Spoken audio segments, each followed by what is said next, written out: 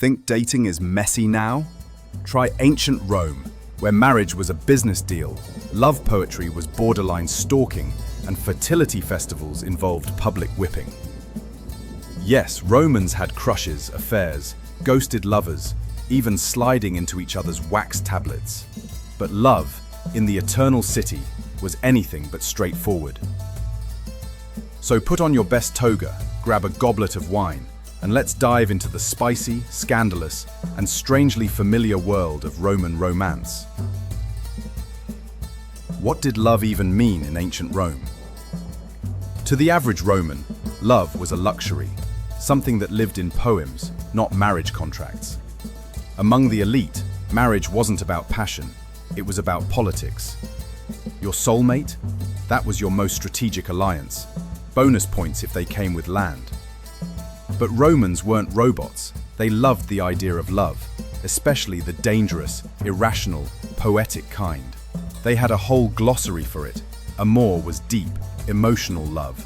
Libido was physical desire, more Netflix and stab you in the back later. Pietas was duty and loyalty. Think love for family or state. Pudicitia was female chastity, basically the Roman patriarchy's favorite virtue. For men, chasing passion was fine, as long as you didn't fall too hard. Obsessive love made you look weak. For women, even a whiff of impropriety could ruin your reputation faster than a bad Yelp review. The poet Ovid actually wrote a full instruction manual called Ars Amatoria, the art of love, which basically made him the ancient world's toxic dating coach. He dished out tips like seduce her at the races and act like you're just casually interested while actively stalking her. So naturally, Augustus exiled him. Where did Romans flirt? Without bars, dating apps, or awkward speed dating events, how did Romans meet? Simple, public spaces. Think baths, forums, feasts, temples, or rowdy festivals. Anywhere people were semi-naked or slightly drunk was prime flirting real estate. The thermae, or public baths, were part spa, part social mixer.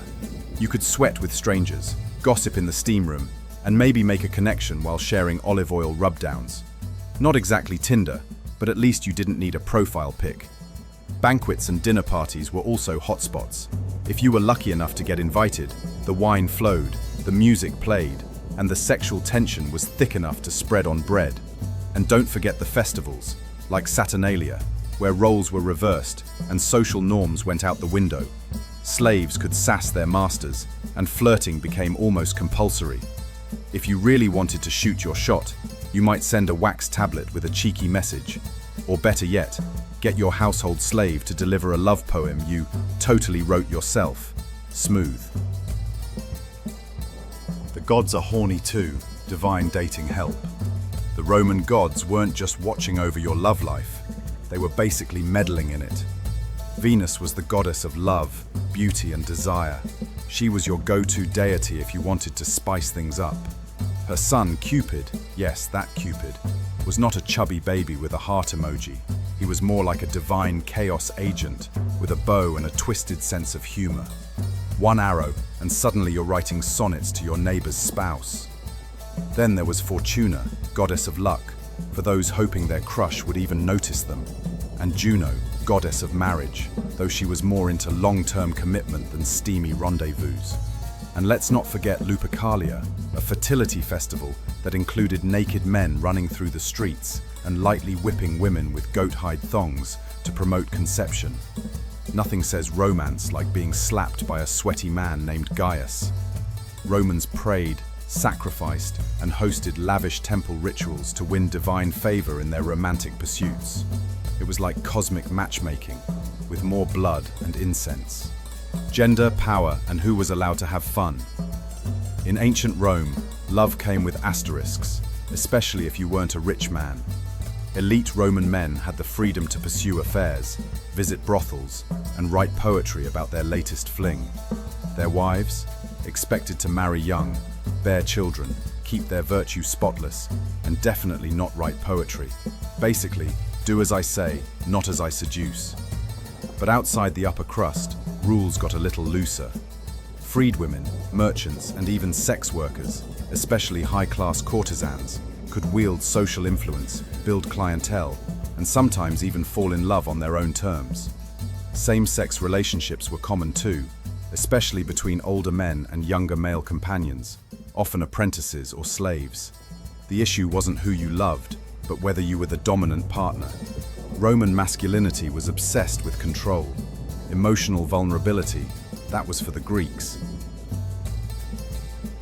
Marriage, the business of love, or lack thereof. For most Romans, marriage was like joining a family-run startup. You didn't get to pick the CEO, but you were expected to deliver a legacy. Families arranged marriages based on wealth, political gain, or status. A girl might be married off by 14, a boy by 18 or later. Love wasn't required. A dowry was. And if things didn't work out, divorce was surprisingly easy, at least legally. All it took was a declaration and some returned property. No lawyers, no tears, just a scroll and a shrug.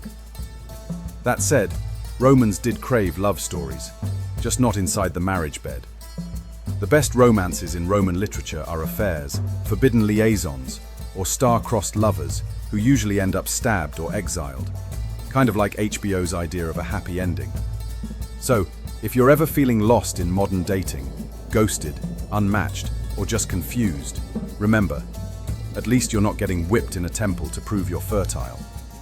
Ancient Roman dating was passionate, political, and often wildly inappropriate. But through it all, arranged marriages, awkward courtship rituals, and the meddling of gods, Romans were just like us, messy, hopeful, and totally obsessed with love. If you like this little journey into ancient romance, give it a like, drop a comment, and subscribe for more juicy history. Cupid's watching.